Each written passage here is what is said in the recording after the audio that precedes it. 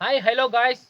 ఆంధ్రప్రదేశ్ ప్రజలకు స్వాతంత్ర దినోత్సవ సందర్భంగా కూటమి ప్రభుత్వం తన మేనిఫెస్టోలో పొందుపరిచిన 6 గ్యారెంటీల్లో భాగంగా అన్నా క్యాంటీన్లను, ఏపీఎస్ ఆర్టీసీల్లో మహిళలకు ఉచిత ప్రయాణం, తల్లికి వందనం అనే 3 పథకాలు ఆగస్టు 15వ తేదీన ప్రభుత్వ సెక్రటరియట్లో ఫ్లాగ్ హాస్టింగ్ చేసిన తర్వాత సీఎం చంద్రబాబు నాయుడు గారు అయితే సంతకాలు చేసి అమలు చేయబోతున్నట్టు తెలిపారు. ఇందుకోసం గత కొద్ది రోజులుగా సీఎం చంద్రబాబు నాయుడు గారు పలు శాఖల అధికారులతో సమీక్షలు నిర్వహించి ఆయా శాఖల ద్వారా సంబంధిత నివేదికను తెప్పించుకున్నట్లు చెప్పారు.